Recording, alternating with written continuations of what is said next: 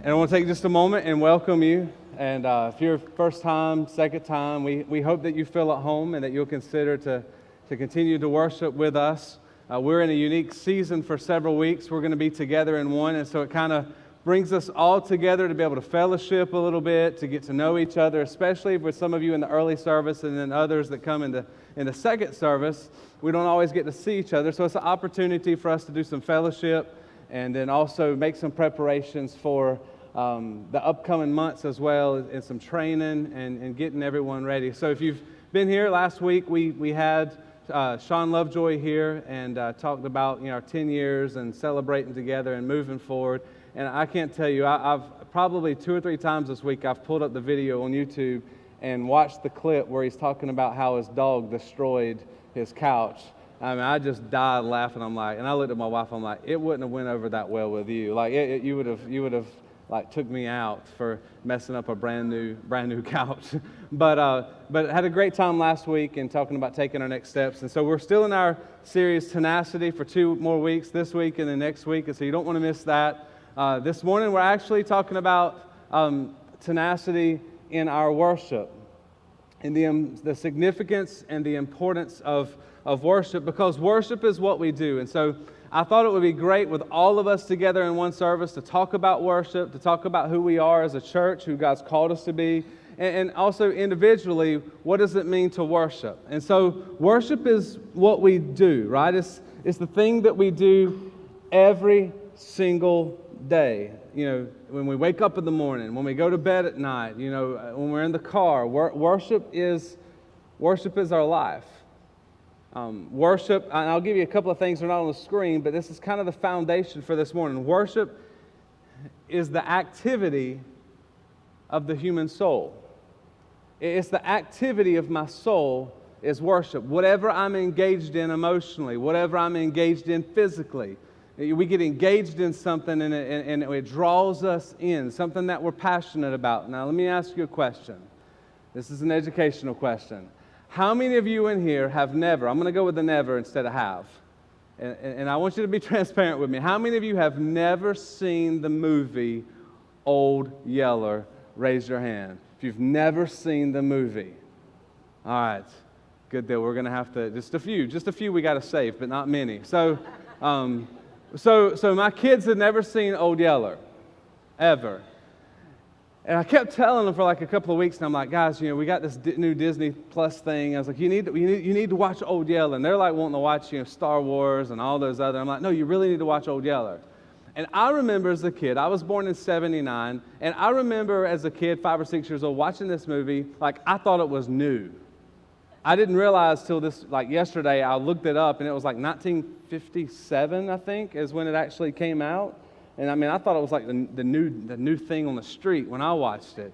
And so I'm like, guys, you got to watch it. So they watched the movie, and I'm studying on the couch yesterday, and we just kind of had a chill day. So I'm studying, they're watching the movie, and I'm watching their faces, and they're engaging in this movie like it's nobody's business. And I'm going, it's an old school movie, and like they're really into it. They're jumping when something happens, and then of course, the movie goes on, and this guy comes along, and he's basically telling them that in the area there's this disease, and it's like rabies, but does anybody know what it's called? It's called hyper something. Does anybody know the word? Somebody say it. What is it?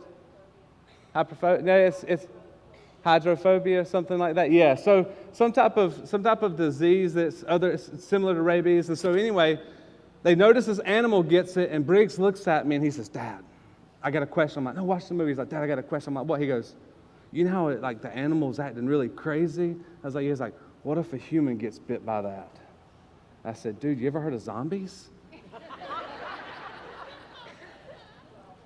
He goes, "You serious?" And then Braden's over there going, "Is he for real? Like, what's he talking about?" I'm like, "You never seen zombies? Like, that's rabies." He's like, "Dad, no, I'm serious." I'm like, "Dude." And then I had to tell him, I'm like, I'm just kidding. But they're all into it, and then it gets to the point where, I'm going to go ahead and ruin it because there's only a few of you. What happens to Old Yeller? He gets it, right? And the kid's got him pinned up. He's like, surely he's not going to get it, like 2 weeks in, surely. And Bray's like, this is going to end well because all Disney movies do. Like, he's not going to die. until Mama comes out with a shotgun. And the kid's like, it's my dog. I'll take care of it. So as this is progressing, I notice that they're really getting into it. So I'm like, I'm going to take a picture of it because they're fully in it. And so the first picture I get is when they realize the dog has rabies. And this is my daughter's expression. She is brokenhearted. I mean, she's like crying. This is her. She's like, and then you notice Briggs is like hiding behind her like, I don't want to get turned into a zombie. You know, he's panicking a little bit. And then Mom brings out the gun and says, you know, we got to do this. And Bray's still like, Dad, like, all Disney movies end well. Like, and then Briggs is like, they've got a puppy. Like, that is the end well. There's going to be another dog. Like, this dog's not going to make it. And so, like, right when the gunshot went off and they took Old Yeller out, I snapped the picture. They didn't realize I was watching because they were glued to the TV. So this was the episode. This is what it looked like. So Bentley's like, I can't see it. Bray's like, it's really happening. And Briggs is like, get it over with because I don't want to become a zombie, right? They're all three like they're fully into this movie. And so they're fully engaged in watching what is happening. And so if you haven't watched it, you need to educate your kids a little bit with some Old Yeller. But we had a good time with that. But I show you the picture to show you there's things that we, like whether it's a movie, whatever it is, we can fully get engaged with and just be like in all of what's happening. Afterwards, she's like, Dad, did the dog really live? I'm like, this movie was in 1957. Like, yeah, the dog lived, but the dog's still not alive. Like, it's a long, long time ago. And she's like, oh, okay, it's just a movie. But they fully get wrapped up in what's taking place. And that's what our worship is. It's what we get wrapped up in our lives. Worship's not what Christians do. It's what people do. And that's part of what I want us to see this morning. Worship's not just what people who call themselves Christ followers do. Worship is really what everyone does. It's the activity of the human soul. Everyone on planet Earth is living a lifestyle of worship. And then the second part I want us to look at this morning for a few moments along with that is it's what we worship or who we worship not so much defines by what we say, but it's more defined by what we do. Not what or who is defined, but it's more defined, exhibited in our lives by the way that we live every day, the choices that we make every day. We sing songs about worship. We were singing songs this morning. We sing hallelujah. When we're singing these songs, engaging in worship, but it's much more than that. The key is not just to say our worship, but it's to live it. And when what I say lines up with how I live, that's where we find the full expression of our heart, wholehearted expression of worship to God, is when what we say lines up with how we live. And so the first thing for us this morning, it's simple.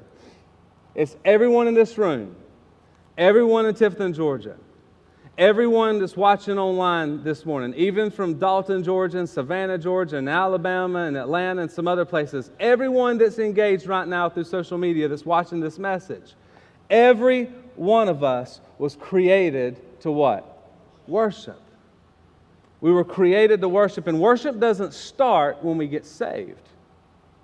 We were created to worship. We were born to worship.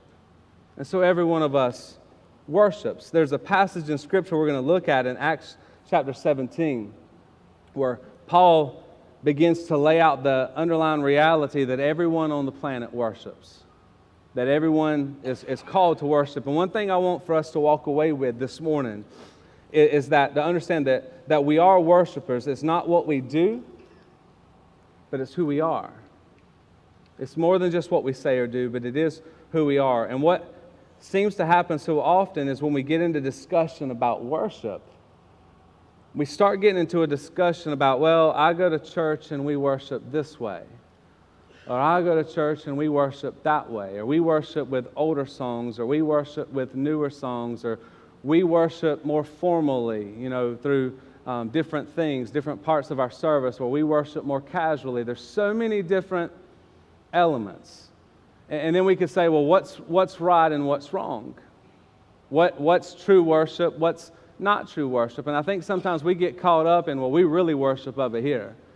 Well, this is the way that we worship. And we could get into a discussion that really doesn't make a whole lot of sense, because worship is much more than just the words. It's much more than just what that object is. It's who we worship, it's how we worship, it's the choices we make, the life that we live.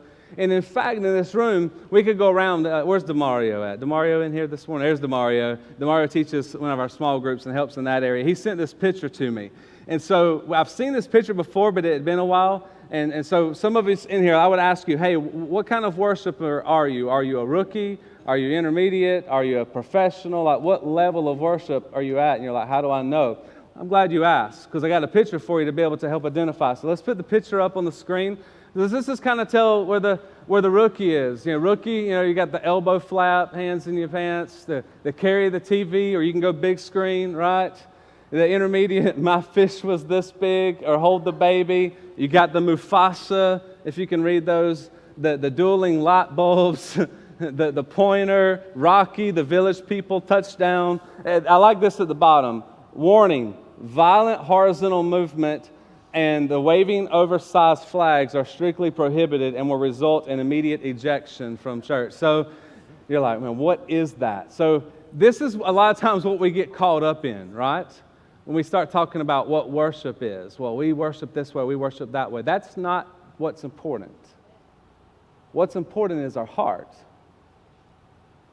What's important is, as we engage in worship, there are times in my life, in my worship, where I'm broken and I really can't say much at all. And then there's times in my life, in my worship, where I'm very outspoken and energetic about the position of where I'm at in my relationship or what's going on in my life. Worship's much more than just about a song that we sing. Well, man, that worship was really good because that was my favorite song. Well, that song wasn't, I couldn't worship in that one. It's much deeper than what we oftentimes think of when we think of the word worship. And here's the deal. Look to somebody beside you and say, it's much bigger than that.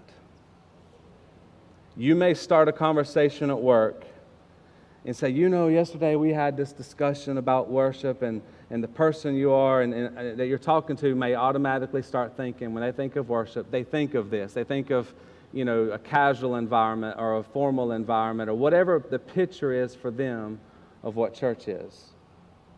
When it's much more than just what takes place in an hour to an hour and a half on a Sunday morning.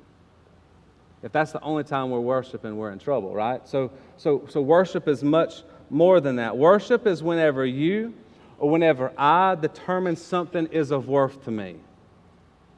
When I determine something is of value to me, when I place value on something in my life,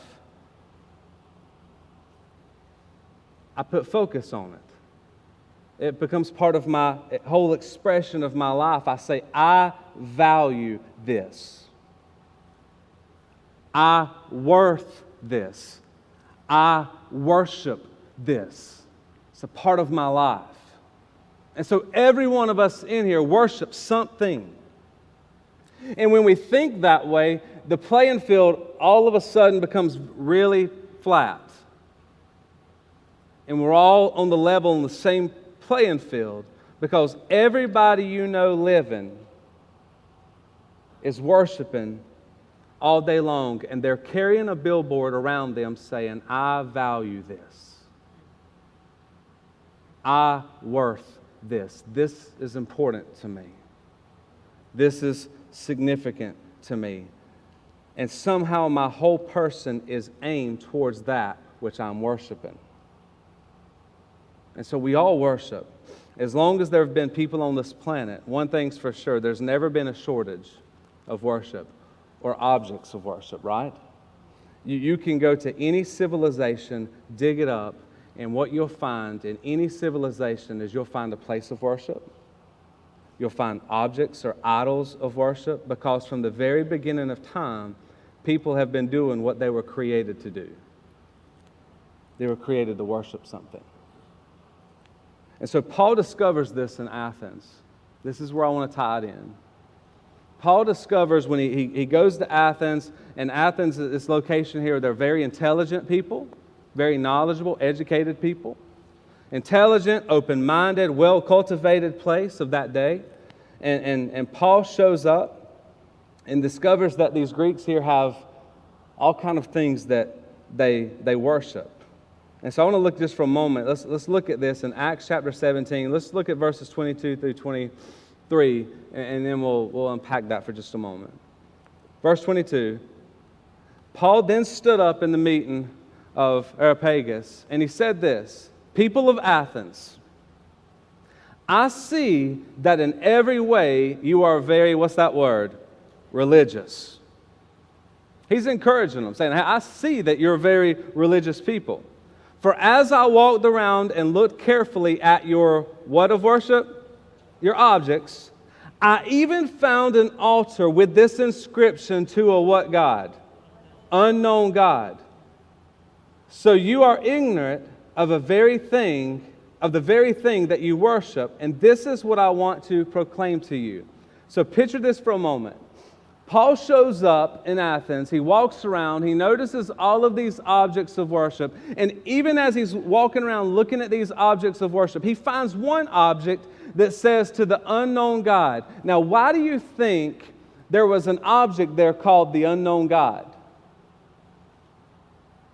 Could it be that they had all of these things that they worshiped? Because we're all designed and created to, looking for something.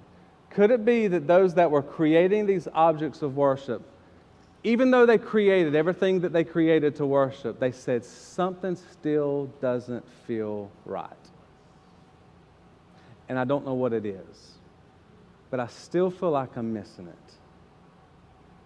Could it be out of a sense of longing for something they still haven't found?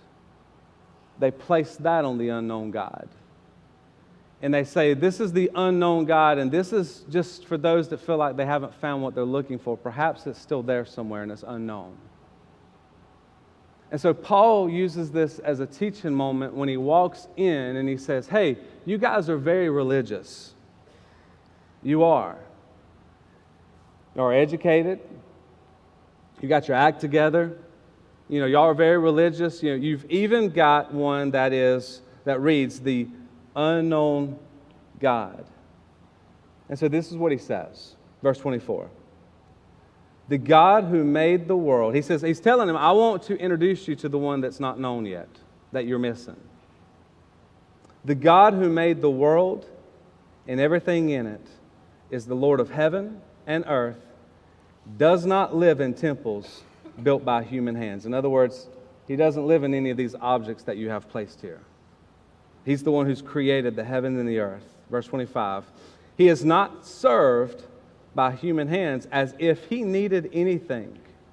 Rather, he himself gives everyone life and breath and everything else.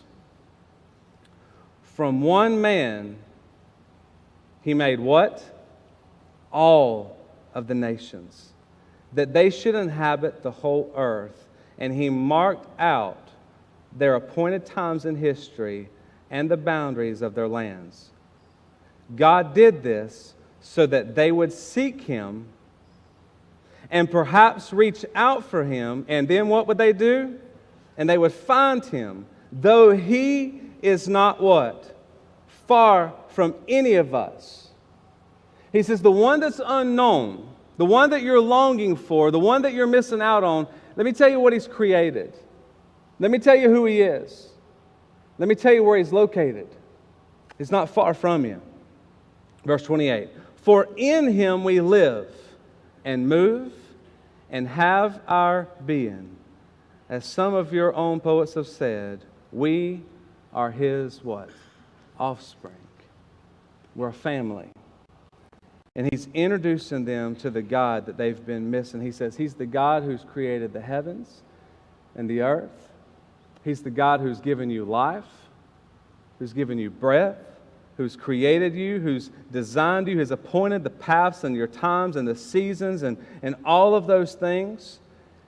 And so there's this longing in our heart. There's this groping in our heart and in our souls that was given to us at creation, that we all long for that. We all desire that.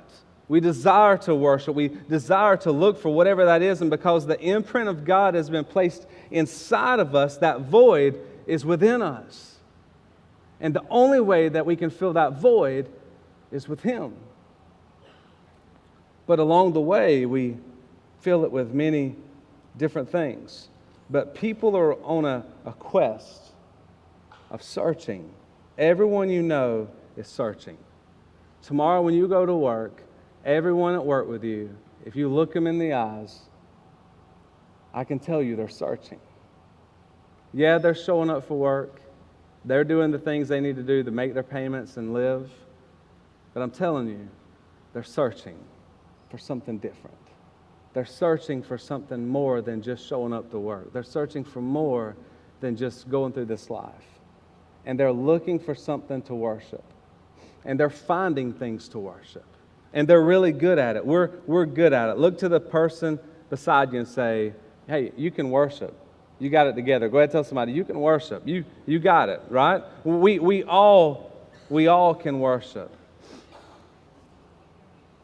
And in the process of longing and groping and searching and looking, there's a lot of different idols perhaps along the way that they found.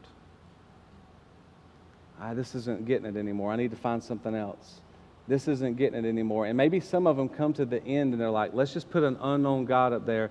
And they're like, man, I've been stuck on that one for a long time because I still ain't found it. And a lot of us look in a lot of different areas. You look in relationships. But let me tell you, your spouse can't fill that void. It doesn't work that way. Your kids aren't going to fulfill that void. Your job's not going to fulfill that void. Your education's not going to fill that void. It may for a while. It feels good. Those things feel good, but it's not going to fill it. It's going to run out quickly. And so in the process, you can imagine there's a lot of idols in their life that they're going through. Now, it would be horrible if the Scripture said this. What if that verse was to read this way? What if God was to say, keep searching around for me. I'm far from you. You're not going to find me. That'd be a terrible place. That's not what He says. He says, keep searching. He says, I'm not far from you. I'm right here. You're missing it just by a little bit. I'm right here. And He says, and if you search and if you look, what will you do? He says, you'll find. You'll find it. I'm right here. And at the end of the day, the activity of the human soul is to find something of value and to worship it. And we're great at it. We are. My kids are great at worship when they find something that they value. Until it's of no value to them anymore. Right? And then they move on to something different. Listen to me. Those watching online as well. You are an amazing worshiper. You are. It's not something you have to be taught. It's something you're born with. But the problem is the things that we look to and how we worship. The issue for me and the issue for you is not the quality of which we worship, but it's the object. The quality's there. It is. It's the object is the issue. It's that we worship with the quality that we have. Paul didn't roll up in Athens and say, you people don't know what you're doing. You people are fools. You don't know how to worship. It's not what he does. He rolls up in there and he says, I see you're very religious. And you do quite well with worshiping. In fact, if you miss it, you move on to the next one. You've got a whole area over here. You just go pick one and you worship. And just in case you miss it, here's the unknown. He doesn't go in and tell them they don't know what they're doing. He's just got to redirect them. And for every one of us in here that are Christ followers, as we lead people in this community, as we grow as Christ followers, as we reach out and invite people, we as a church have to be aware of this. We can't lead people in a place that we haven't been ourselves. We can't invite people into a place where something that we're not experiencing in ourselves. We have to be willing to take those steps and put Him in the position where He needs to be in our life, and then we invite people to come.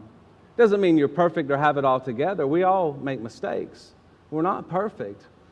But we have to be in a position where our object of worship is where it needs to be, because oftentimes people find themselves far more moved by the little gods in their life rather than by the great big God that we serve. And we have to evaluate, what is it that I'm worshiping? Because worship is in the hearts of people. It's in us. It's what we do. It happens in arenas. It happens in malls. It happens in the office. It happens at home. It happens all over our city. Because worship is about worth, and it's about value, and it's about declaring what's important to me. That's what worship is. It's worshiping whatever is important. And then the second part of that is this. Not only is it part of the human soul and activity of the human soul, but the second thing we discuss is that worship's not determined just by what we say, but how we live. And so for every one of us in this room, I want you to picture this. There's a trail in our life. And I could go back 6 months, I could go back a year, I could go back 2 years. But there is a trail in my life that leads to a throne, to what I worship. And it's one thing for me to tell you, hey, I worship God and I love God with all of my heart. It's one thing for me to say that. But it's another thing to follow the trail. And as I follow the trail, I follow my trail of desires, of my decisions I've made, the choices I've made, the passion where I've placed investments, my emotions, my allegiance, my time, my energy, and you follow the pieces to where your time takes you, to where your investment takes you, to where those decisions take you, your passion, all of those things will lead you up to the throne. And when you follow it piece by piece by piece by piece by piece, it'll take you to the throne. And that's where we can identify what it is that we worship. What object? What person? What is it? For some of us, what we find out is it's us. It may be I'm sitting on my own throne, and all of my trail is leading up to me and what I want. Or maybe it's leading up to another person that you're putting all of your hope in a relationship. Or maybe it leads all up to just a job, and all of your worship goes to that you're hoping that you get the progression and advance and whatever it may be. But every one of us in this room has a trail. And the only way we can get to the throne to see what's on it is to follow that trail and say, God, I need that revealed to me. Where have my investments been over the past few months? Where's my time? Where's my energy? Where's my passion? What is my desires? And there's nothing wrong with having desires in our business and in our family and making preparations for the future and our jobs and our kids. There's nothing wrong with that.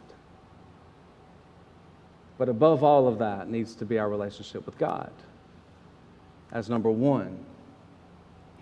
It could be so many things that we find on that throne. Your job, your reputation, your pleasure, possessions, so many different things.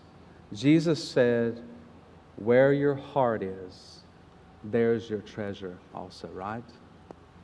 Where my heart is where I'll find my treasure. And where my treasure is where I'll find what I really worship and what I really desire and what I'll find there. Jesus said this in John 4:23, and we'll close up here. It says, yet a time is coming and has now come when what kind of worshipers? True worshipers. Not worshipers in general, because everyone worships, right? But true worshipers will worship the Father in what? In spirit, but also in truth. Two things, right? True in spirit and in truth. They are the kind of worshipers the Father seeks. If we as a church are going to lead into the next 10 years and have tenacity, then we're going to have to be willing to take steps in our own life to be true worshipers, authentic in our worship. Not just engaged on Sunday mornings with raising our hands and which is an expression of our heart, but not just in that, but it's outside of this. It's when we go to work, it's the things that we're passionate about, the things that we're talking about. When's the last time we went to work and said, let me tell you what happened yesterday at church?